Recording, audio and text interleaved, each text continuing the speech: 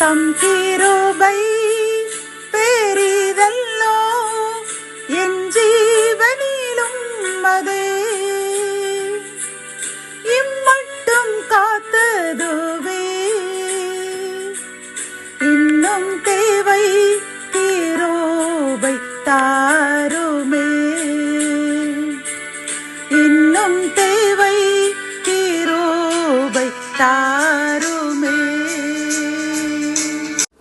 கர்த்தரும் இரட்சகருமாகிய இயேசு கிறிஸ்துவின் ஈடு இணையற்ற நாமத்தில் சேனைகளின் கர்த்தர் ஊழியத்தின் மூலம் 17/5/2025 இந்த நாள் உங்களுக்கும் உங்கள் சந்ததிகளுக்கும் சந்தோஷத்தின் நாளாக அமையப் போகிறது என்று மனதார வாழ்த்துகின்றேன். இன்று நாம் அறியவிருக்கும் கிருபையின் வார்த்தைகள் மத்தேயு 5ஆம் அதிகாரம் 5ஆம் வசனம். சாந்த குணமுள்ளவர்கள் பாக்கியவான்கள், அவர்கள் பூமியை சுதந்தரித்துக் கொள்ளுவார்கள்.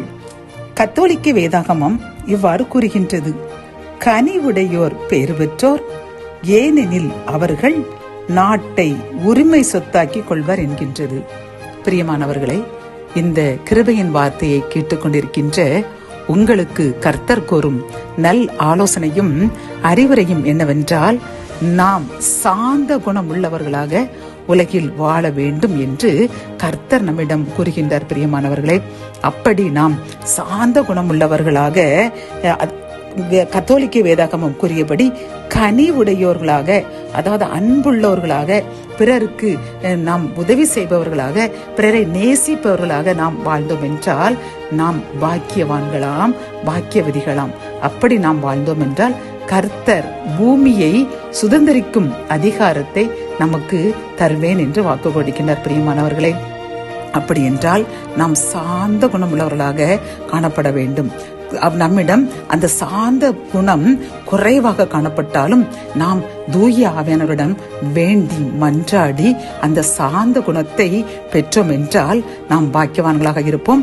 நாம் வசிக்கும் இந்த பூமியை நாம் சுதந்திரித்துக் கொள்வோம். அப்படி என்றால் இந்த பூமியில் வாழும் நாளெல்லாம் இறைவனின் ஆசீர்வாதத்தை முழுமையாக பெற்று எந்த குறையுமின்றி நாமும் நம் சந்ததிகளும் மகிழ்ச்சியாக வாழலாம் என்று இந்த வசனத்தின் மூலமாக, கிருபையின் வார்த்தைகள் மூலமாக கர்த்தர் தெளிவாக நமக்கு அறிவுறுத்துகிறார். பிரியமானவர்களே, ஆகவே நாம் சாந்த குணமலத்தில் குறைவுள்ளவர்களாக காணப்பட்டோம் என்றால் இறைவனிடம் மன்றாடி தூவியானவருடைய துணையுடன் சாந்த குணம் அதிகமுள்ளவர்களாக வாழ்வோம்.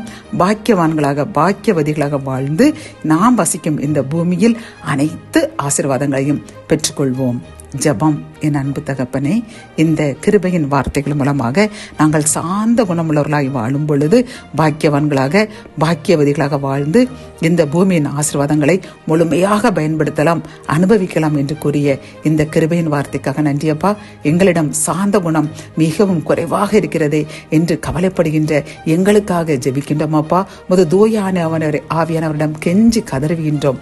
எங்களை சாந்த சொர்பிகளாக, சாந்தமுள்ள மனிதர்களாக, மனுஷிகளாக மாற்றுங்க.